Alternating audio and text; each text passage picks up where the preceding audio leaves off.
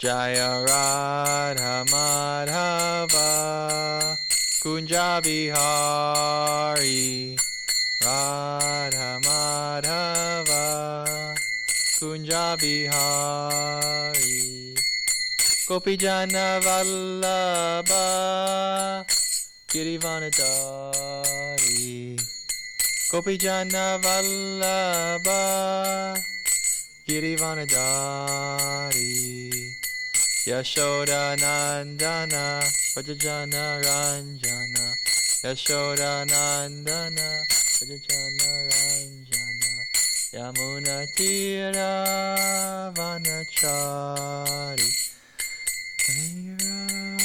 Vanachari Jaya Radha Madhava Kunja Vihari Jaya Radha Madhava Kunja Vihari. Harekrishna. Welcome. Okay. Today we'll be reading from the Bhagavad Gita here we have in front of us. So we'll be reading from the second chapter. I think we'll be reading from text 13. Let me go there here.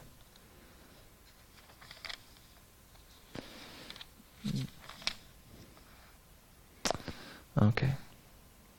So how we'll do this here, just to give you a little outline. So we're on chapter 2, text 13. It's page 78 in my book. You can see the headings on the top.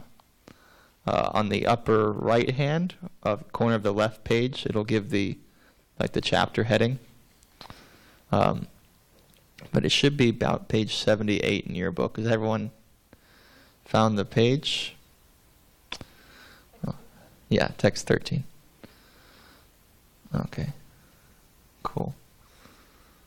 You found it back there? Okay. Okay, cool.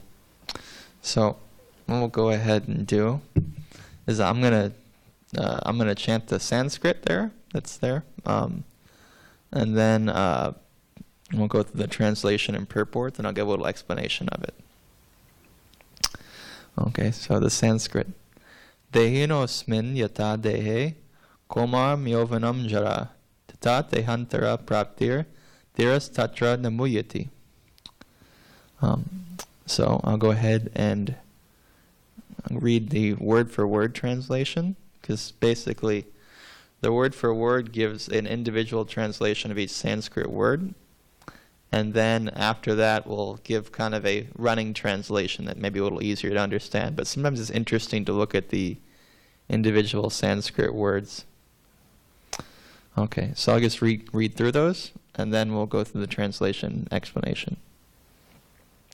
Dehina, of the embodied, asmin, in this, yata, as, dehe, in the body, komaram, boyhood, yovanam, youth, jara, old age, tata, similarly, dehantara, of transference of the body, prapti, achievement, dhira, the sober, tetra, thereupon, na, never, muyati, is diluted. So translation. As the embodied soul continually passes in this body, from boyhood to youth to old age, the soul similarly passes into another body at death. A sober person is not bewildered by such a change. So we'll read the purport. So the purport is an explanation given by the founder of our movement, Srila Prabhupada. So it's kind of a further elaboration. It's not part of the actual text of the Gita, but it's an explanation for our understanding. So I'll read the purport. Since every living entity is an individual soul, each is changing his body at every moment, manifesting sometimes as a child, sometimes as a youth, and sometimes as an old man. Yet the same spirit soul is there and does not undergo any change. The individual soul finally changes the body at death and transmigrates to another body, and since it is sure to have another body in the next birth, either material or spiritual. There was no cause for lamentation by Arjuna on account of death, neither for Bhishma nor for Drona, for whom he was so much concerned. Rather, he should rejoice for their changing bodies from old to new ones, thereby rejuvenating their energy. Such changes of the body account for varieties of enjoyment or suffering, according to one's work in life. So Bhishma and Drona, being noble souls, were surely going to have spiritual bodies in the next life, or at least life in heavenly bodies for superior enjoyment of material existence. So in either case, there was no cause of limitation. Any man who has perfect knowledge of the constitution of the individual soul, the supersoul, and nature, both material and spiritual, is called a dhira, or more sober man. Such a man is never deluded by the change of bodies. The Mayavadi theory of oneness of the spirit soul cannot be entertained on the ground that the spirit soul cannot be cut into pieces as a fragmental portion. Such cutting into different individual souls would make the Supreme cleavable or changeable, against the principle of the Supreme Souls being unchangeable. As confirmed in the Bhagavad Gita, the fragmental portions of the Supreme exist eternally, sanatana, and are called shada. That is, they have a tendency to fall down into material nature. These fragmental portions are eternally so, and even after liberation, the individual soul remains the same, fragmental. But once liberated, he lives an eternal life in bliss and knowledge with the Supreme Personality of Godhead. The theory of reflection can be applied to the Supersoul, who is present in each and every individual body and is known as the Paramatma. He is different from the individual living entity. When the sky is reflected in water, the reflections represent both the sun and the moon and the stars also. The stars can be compared to living entities, and the sun or the moon to the Supreme Lord. The individual fragmental spirit soul is represented by Arjuna, and the Supreme Soul is the Supreme Personality of Godhead, Sri Krishna. They are not on the same level, as will be apparent in the beginning of the 4th chapter. If Arjuna is on the same level with Krishna, and Krishna is not superior to Arjuna, then the relationship of instructor and instructed becomes meaningless. If both of them are deluded by the illusory energy, Maya, then there is no need of one being the instructor and the other the instructed. Such instruction would be useless because, in the clutches of Maya, no one can be an authoritative instructor. Under the circumstances, it is admitted that Lord Krishna is the Supreme Lord, superior in position to the living entity Arjuna, who is a forgetful soul deluded by Maya. So before I begin kind of commenting on this, I'm just going to offer a prayer to my spiritual master and Srila Prabhupada so that I may say something that's beneficial here. Om Jnanat Randasya Yaranjana Shalakaya Chakshun Mitam Yena Tasmai Shri Gurave Namaha. So the English translation is this. I was born in the darkness of ignorance, and my spiritual master is opening my eyes with the torchlight of knowledge. I offer my humble obeisances unto him and all members of Sri Parampara. Parampara means like a chain of gurus, like teaching. One teacher teaches somebody, and then he teaches somebody, he teaches somebody. So, we'll go on here discussing this verse. So I'm just going to read the translation of the verse, then we'll kind of go through the purport a bit. As the embodied soul continually passes in this body, from boyhood to youth to old age, the soul similarly passes into another body at death. A sober person is not bewildered by such a change. So this is kind of one of the core important verses of the Bhagavad Gita. This is explaining this concept of the transmigration of the soul, or commonly known as reincarnation.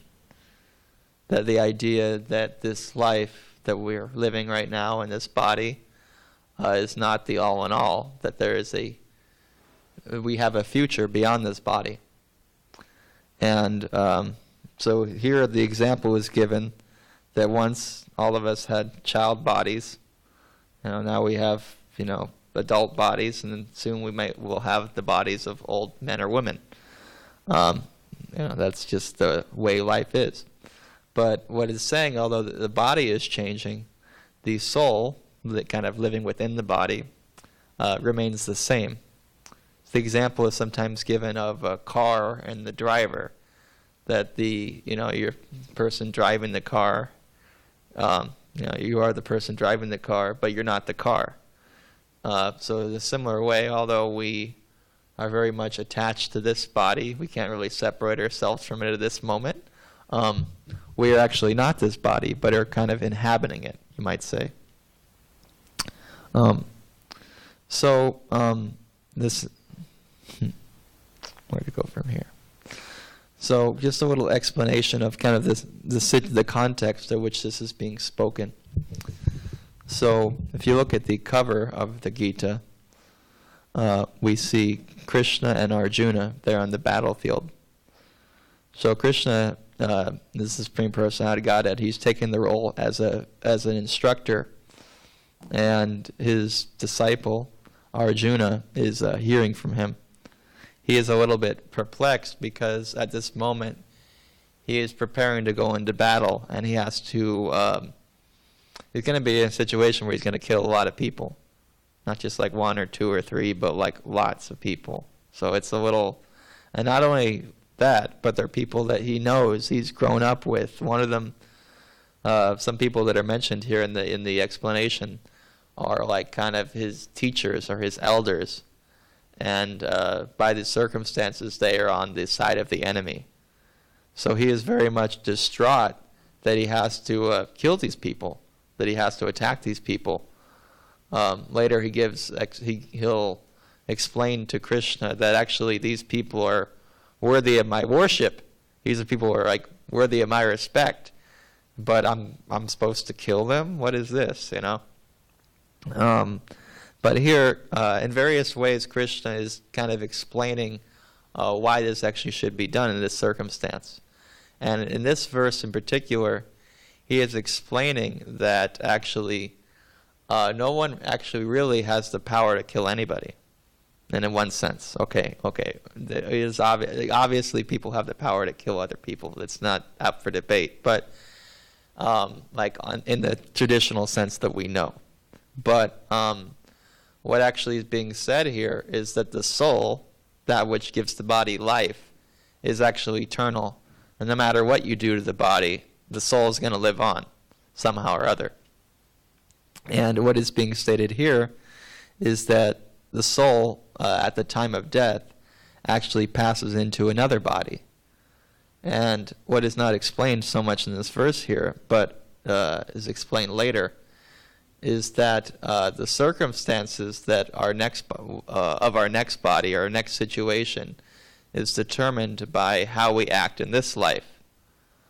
This actually makes some sense, because even in this life, to a certain extent, I mean, we're not. Sometimes things happen beyond our control, but people have the belief, and holds true, that the way we act right now kind of determines our future. Just like, so many students go to college because they think this will be beneficial for their future. They think that, they think that by going to college that I'm going to be in a more successful situation. They have this belief that they can change their future.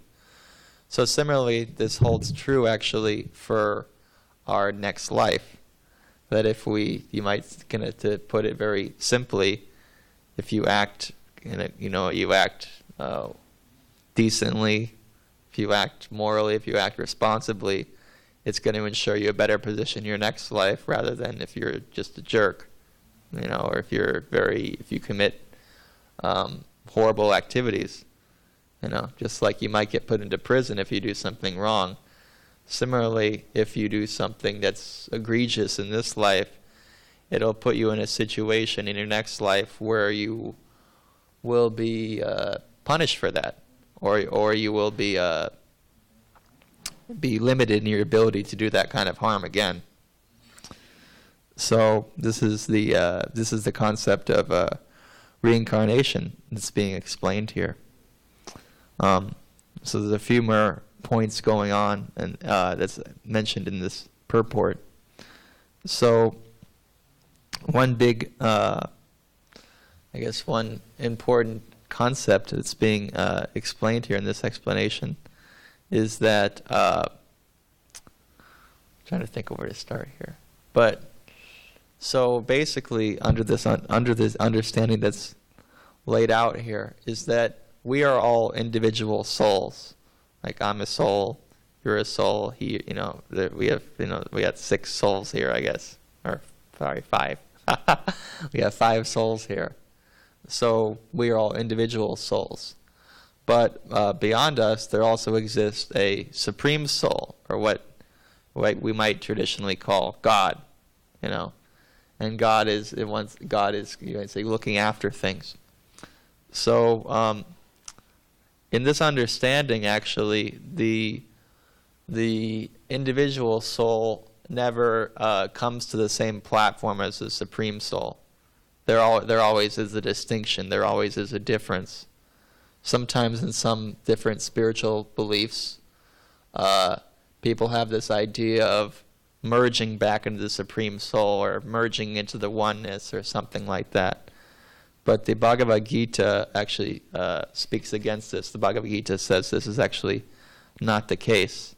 In the previous verse it stated, Krishna is stating, "Never was there a time when I did not exist, nor you, nor all these kings, nor in the future shall any of us cease to be." So what is being explained is that every living entity is eternal, and every living entity is also individual. So that's actually that's a very important point in the philosophy.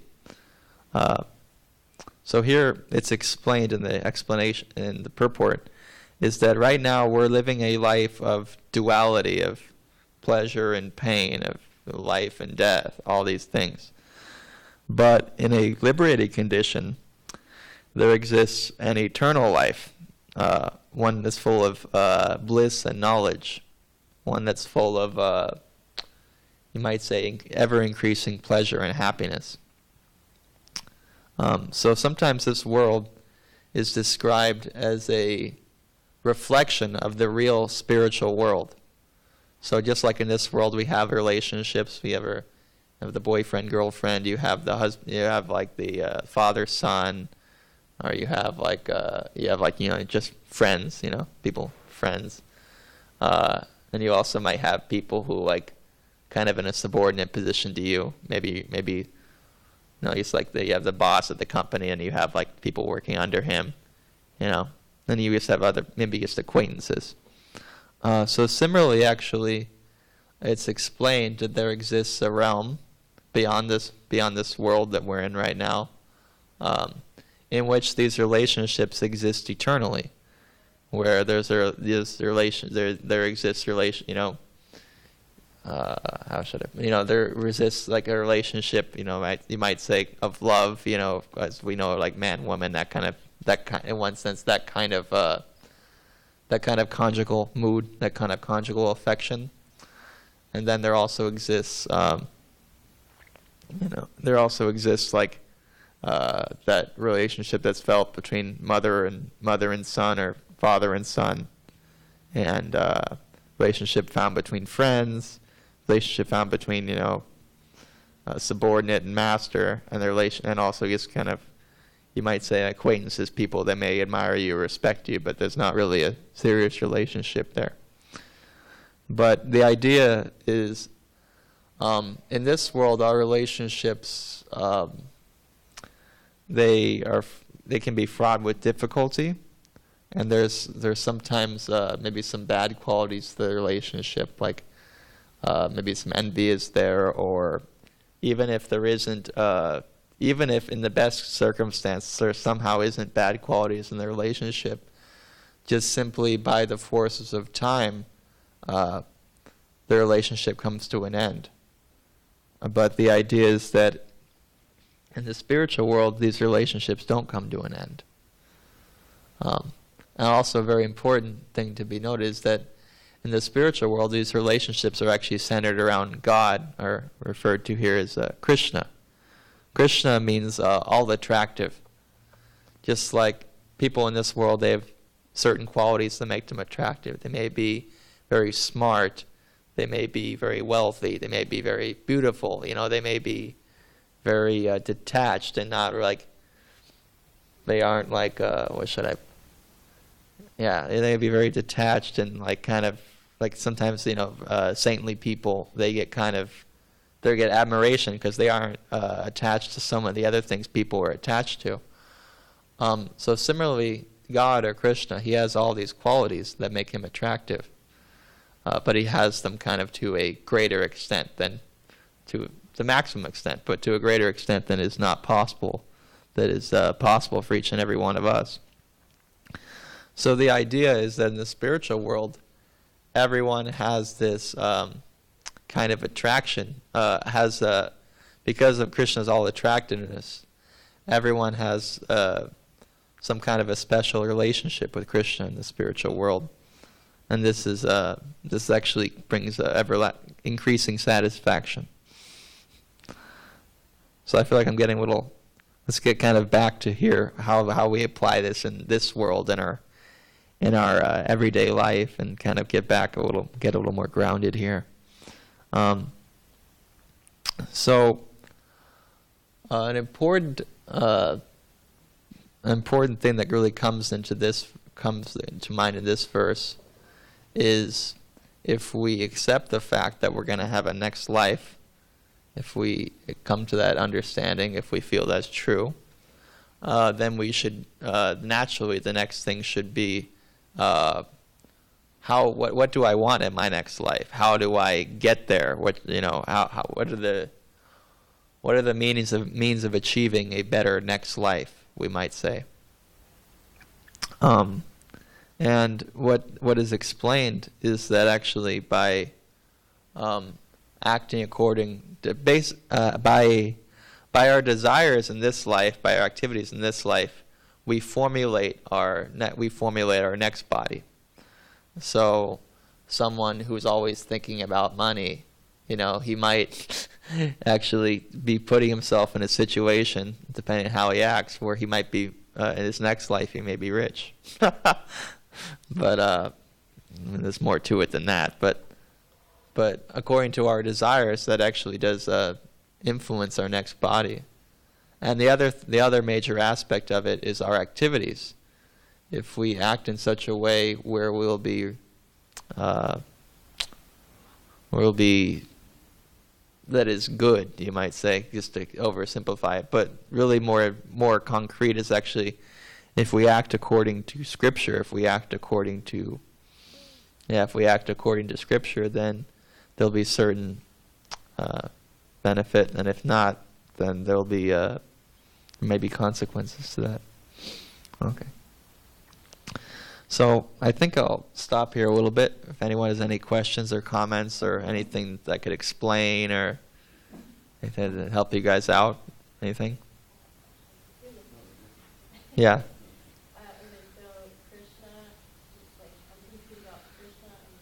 Yeah. So, okay.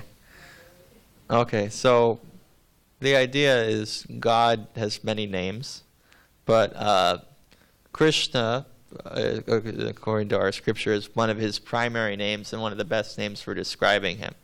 Krishna means all attractive, like I'd explained, all these attractive qualities. But the idea is that God has them in full. I guess one thing I kind of neglected to explain, which might be confusing a little bit, was that in our tradition, it's understood that God is a person. Not exactly like a person like you and me, in that he doesn't grow old and die and like is limited, but that he has that. But person means personality. He has likes and dislikes and friends and place to live and stuff he likes. Like stuff he likes. So that's a very important aspect in the tradition. I heard it explained just the other day that. Someone was giving the example, you have like an algebra, you have like a set of numbers. Let's say we got the set of numbers 1 through 10. We got that set of numbers. Now, if we take like a smaller subset of that numbers, which just say we take 3 numbers out of that 1 through 10. Now, all those numbers are going to be contained within the original set. So sometimes people have this idea that God is kind of impersonal. He's kind of this, God is like it's like an energy or something like that. God is the universe or whatever. Why do we always refer to Yeah. Oh, okay. See, actually, that's an interesting question you bring up, because actually, in our tradition, God has both a feminine and a masculine aspect. So the masculine aspect of God is known as Krishna, means all attractive. But he also has a feminine aspect, which is known as Radharani or Radha. She's kind of, sometimes it's described, she's the compassionate aspect of God. So, although traditionally we'll refer to Krishna as God, actually, in one sense, Krishna cannot be separated from Radharani. It's like the masculine and feminine aspect of God. So actually, in the mantra we chant, we're known as the Harekrishnas. The Hare refers to the feminine aspect of God, Radharani, and Krishna refers to the masculine aspect. So, actually, you might say there is gender, you might say, in the spiritual world, but I think it's a little bit different than the gender we have. I mean, it's still male and female, but it just... No, it's actually in human, like very similar. Anyways, here I'm bringing in the Bible, but just there's a nice verse that I can quote from there. But they say that that man is made in the image of God. So the idea is actually our body is somewhat similar to actually that of God. The female form is similar to the female form of Radharani. The male form is similar to the male form of Krishna. It's not, it's actually quite similar. But I'm just saying that because, our understanding of the body that we have is that the body comes with difficulty, whereas the male and female forms there don't come with those kind of difficulties, so they're not limited in the same way as ours. So that's kind of why I'm saying it's not gender in one sense as we know it, I was just thinking it's described though, in the spiritual world, you don't have to eat if you don't want to. You can get hungry, or you can enjoy eating, but you don't have to eat if you don't want to. You don't have to sleep if you don't want to. Whatever. It's kind of less limited than here. Yeah, you could say always healthy.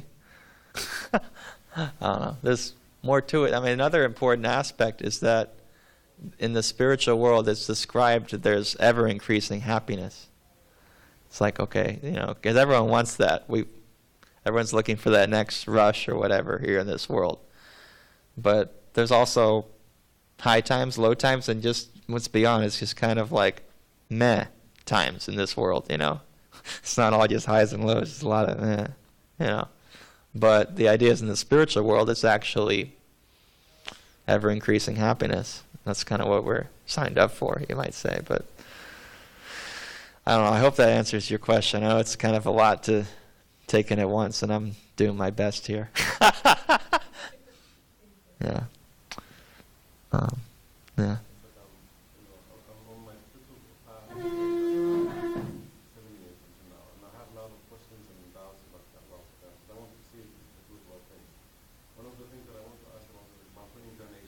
Yeah.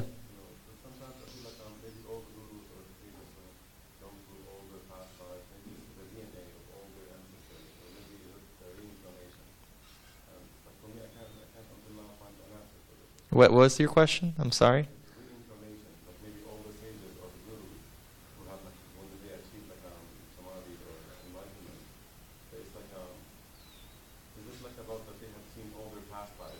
Oh. Yeah.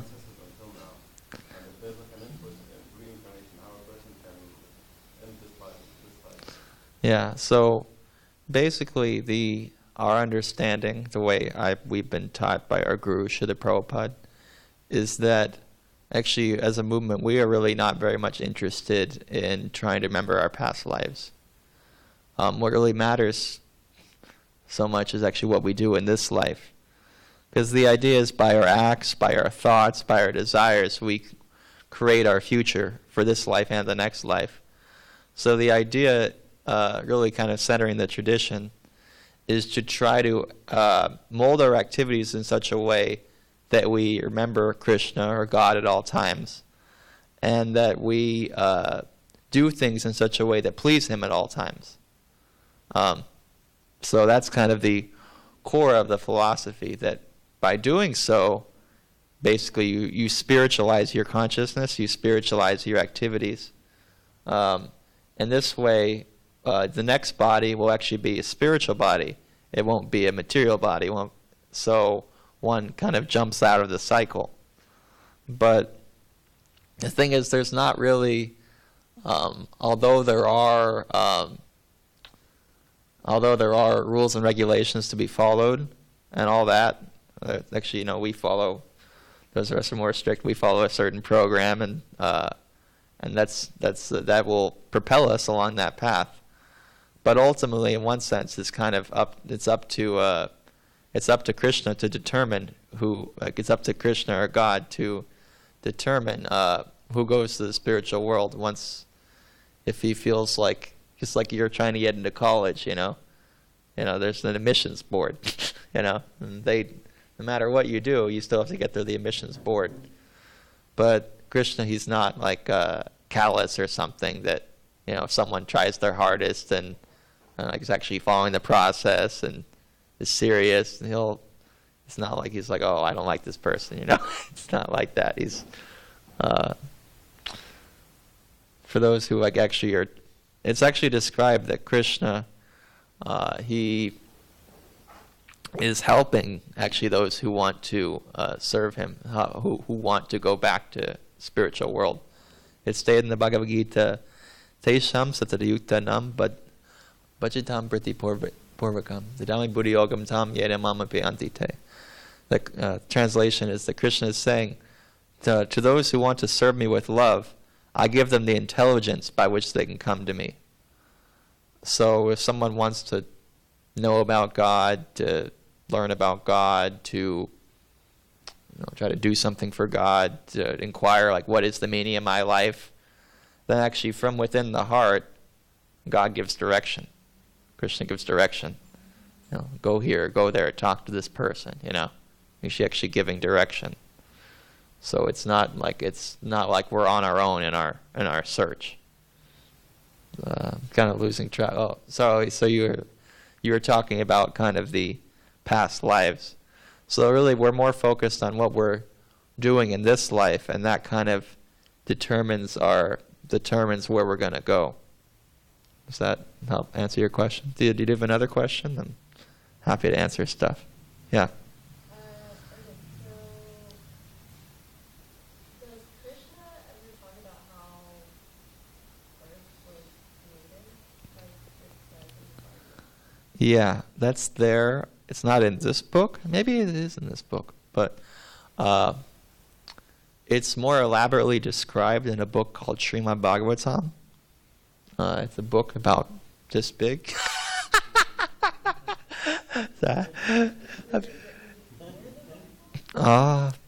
I couldn't tell you, chronologically, it was written before Christ, as far as I understand. But, some scholars could debate here and there. But, yeah, we would say it was written before the Bible. I have a friend, she's very devoted to God, Christian. Yeah, yeah. And so I told her that I've been coming here and just been helping. And Yeah. every time I leave the temple, I feel at peace. Yeah. And but she's been telling me that God, her God is the only one who speaks about how Earth was created, and he's very specific about it. And so she started telling me get away from Krishna. You need to ultimately, Oh, okay. talk and read and speak about God. Yeah, so if you read in the Srimad Bhagavatam, it's very elaborately described not only how this world was created, but actually the whole universe. And even if you go into it, I mean, this is kind of far out, but it's described, it's not only just this one universe. There's basically practically unlimited universes, uncountable universes. Like the example was actually given. Anyone here ever seen a mustard seed? Yeah.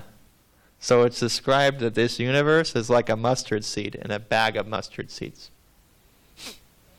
So that's kind of a little hard to digest, maybe. but it's described like that. And that it's described that this world we're on, Earth, has is created at a certain time, and it's destroyed at a certain time, and then there's a cycle. It's created, destroyed. So there's a whole progression there. This is called Srimad Bhagavatam. I could show you a little sample of it after this, and if you're interested, I could show you, you can read it online and whatever, but it's quite a read. It takes, if you read 40 pages of it a day, it takes you 1 year to finish it. Yeah. So if you read 20 pages a day, it's 2 years. But if you actually, the creation is in the first part, so if you're really interested in that, I think the first third of it really kind of will go into that. If I searched a little bit, I might be able to find the part that goes a little more into that. But it's quite detailed, actually, in how it explains the creation. And we're definitely not anyways, I don't want to dismantle your friend's argument or something, but I think there's, even outside of our tradition, I think practically most religious traditions have a creation story for the earth. I don't think the Christians have a monopoly on it, neither do we. So I just can't say that. Okay, anyone else? Any comments or questions? Oh, actually. Yeah.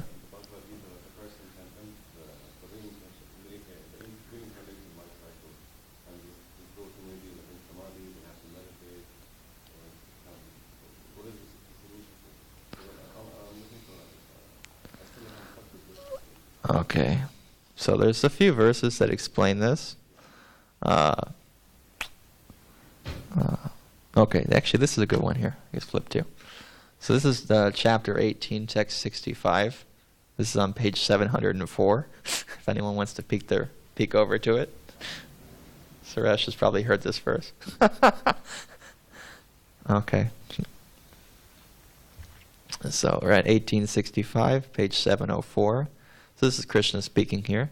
He says, "Always think of me, become my devotee, worship me, and offer your homage unto me. Thus you will come to me without fail.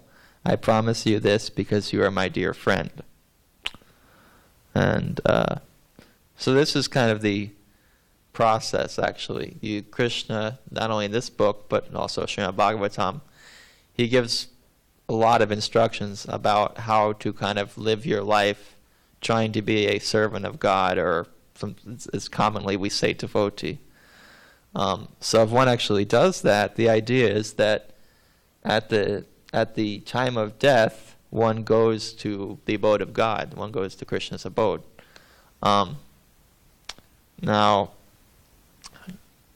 the idea, another thing that's important actually when leaving the body, when dying, is actually what we're thinking about. Because generally speaking, it's been described, I can't tell you so much personally, but when people approach the time of death, they tend to think of the things that matter to them. So the idea is that those things also will determine our next life. It's even said, for me personally, if I was very much, anyways, maybe this is the best example. I'll think of this example. This is a little more, less controversial. Say, for example, I was very much attached to my dog. I don't have a dog, but we'll just say I was. And at the time of my death, I'm thinking, who's going to take care of my dog? And I'm thinking very intensely about this dog. And actually, there is a possibility that in my next life, I will be a dog. Because I'm so much thinking, so much meditating on that.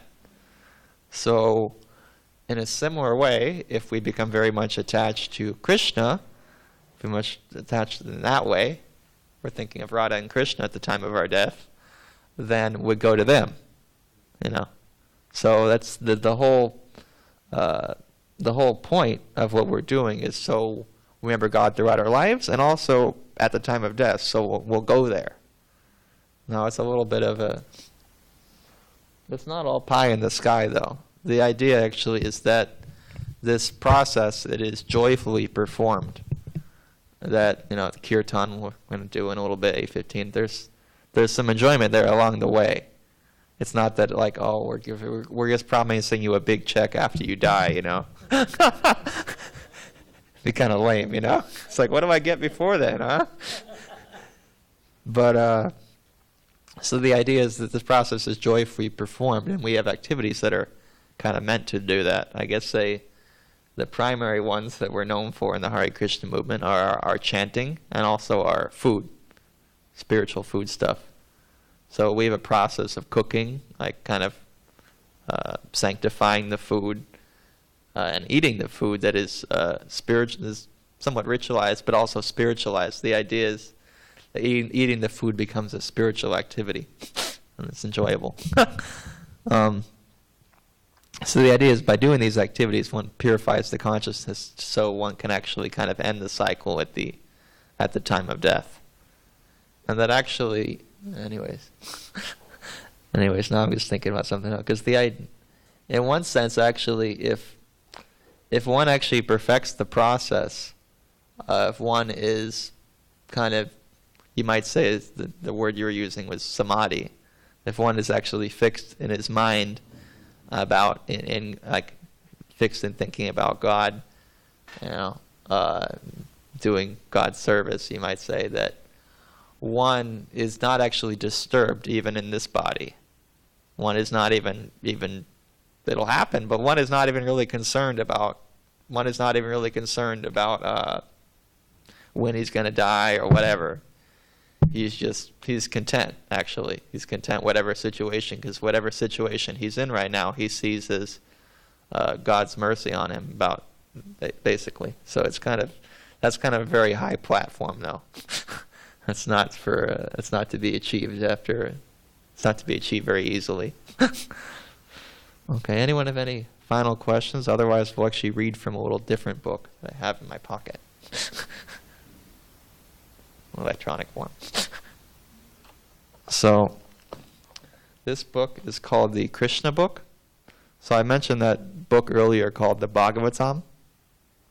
So what this book is it's a kind of a summary of the Bhagavatam's in 12 parts, and it is a summary of the 10th part of it. And it goes into kind of Krishna's activities on this earth. According to Srimad Bhagavatam, Krishna appeared on this earth about 5,000 years ago. In one sense, it wasn't the first time Krishna appears on earth. It's like I mentioned earth sometimes gets destroyed, then put back together, destroyed, whatever. So it's not like it's Krishna's first time ever appearing. But on this earth, Krishna appeared 5,000 years ago. And the idea is that the activities that he displays on this earth are kind of like a show of the activities that are actually performed in his eternal abode. They're very, very similar. They're meant to kind of entice people to go back there, see how nice it is, So I'll read a little bit from there. So the idea, when Krishna was younger on this earth, he lived in a little village called Vrindavan. And I'll read a little bit about it if I can find it on here. Okay. Well, how you doing? Okay. Let's see, what should we read here?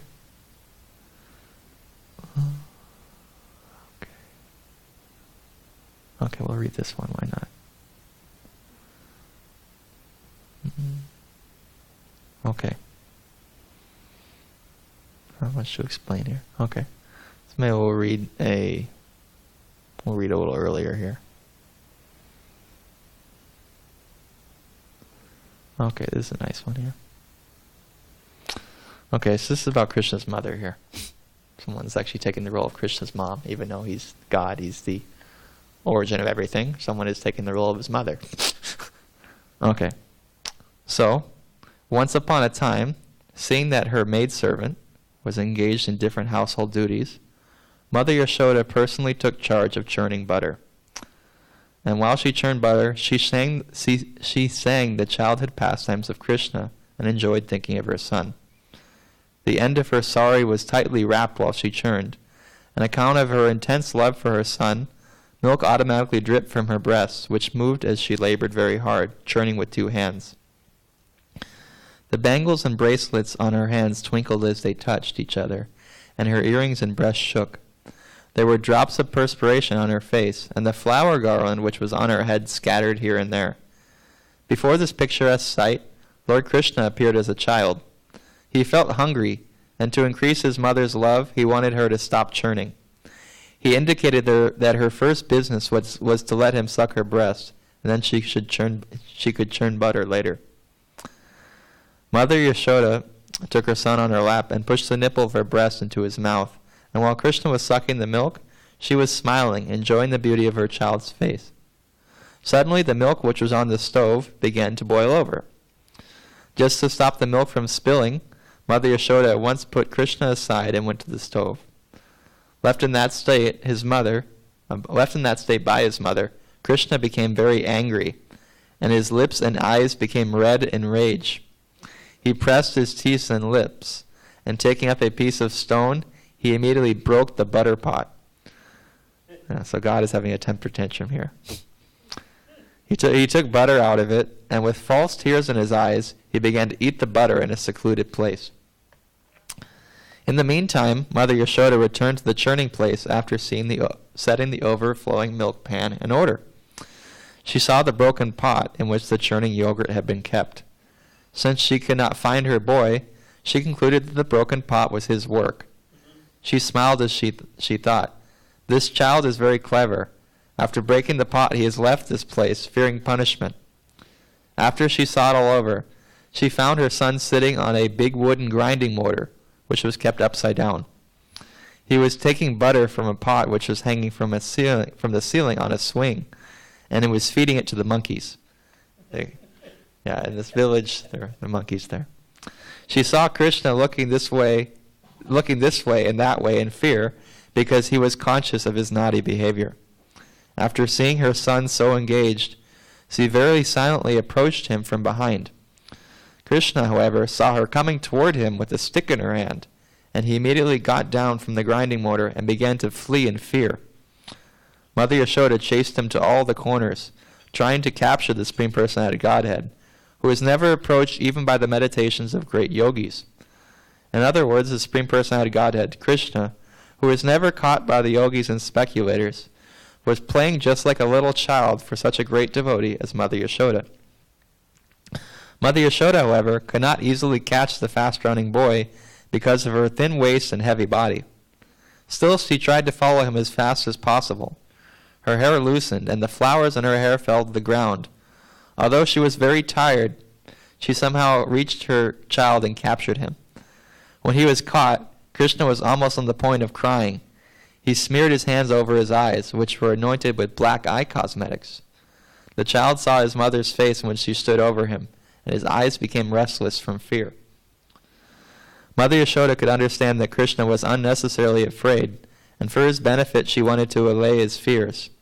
Being the topmost well-wisher of her child, Mother Yashoda thought, "If the child is too fearful of me, I don't know what will happen." Mother Yashoda then threw away the stick. In order to punish him, she thought to bind his hands with some ropes. She did not know it, but it was actually impossible for her to bind the Supreme Personality of Godhead. Mother Yashoda was thinking of Krishna as her child, and she did not know that this child had no limitation. There is no inside or outside of him, nor beginning or end. He is unlimited and all-pervading. He is himself the whole cosmic manifestation. Still, Mother Yashoda was thinking of Krishna as her child. Although he is beyond the reach of all the senses, she endeavored to bind him to a wooden grinding mortar. But when she tried to bind him, she found the rope she was using was too short by 2 inches. She gathered more and more ropes from the house and added to it, but still she found the same shortage. In this way, she connected all the ropes available in the house. But when the final knot was added, she saw the rope was still 2 inches too short. Mother Yashoda was smiling, but she was astonished. How was it happening? In attempting to bind her son, she became tired. She was perspiring, and the garland on her head fell down. Then Lord Krishna appreciated the hard labor of his mother, and being compassionate upon her, he agreed to be bound by the ropes. Krishna, playing as a human child in the house of Mother Yashoda, was performing his own selected pastimes. Of course, no one can control the Supreme Personality of Godhead. The pure devotee surrenders himself onto the lotus feet of the Lord, who may either protect or vanquish the devotee. But for his part, the devotee never forgets his own position of surrender. Similarly, the Lord also feels transcendental pleasure by submitting himself to the protection of his devotee. This was exemplified by Krishna's surrender unto his mother, Yashoda. Krishna is the supreme bestower of all kinds of liberation to his devotees. But the benediction which was bestowed upon Mother Yashoda was never experienced even by Lord Brahma, or Lord Shiva, or the goddess of fortune. The Supreme Personality of Godhead, who is known as the son of Yashoda and Nanda Maharaj, that's Krishna's father, is never so completely known to the yogis and speculators, but he is easily available to the devotees. Nor is he appreciated as the supreme reservoir of pleasure by the yogis and speculators. After binding her son, Mother Yashoda engaged herself in household affairs.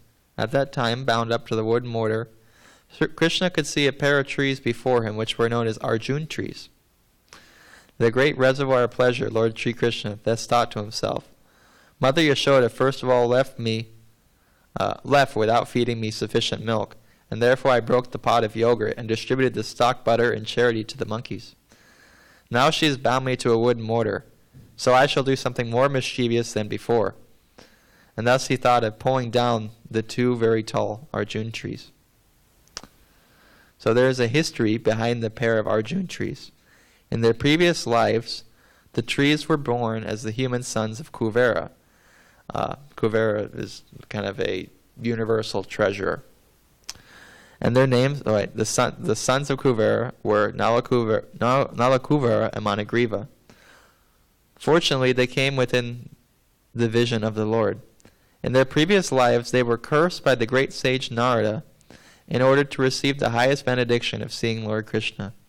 This benediction curse was bestowed upon them because of their forgetfulness due to intoxication.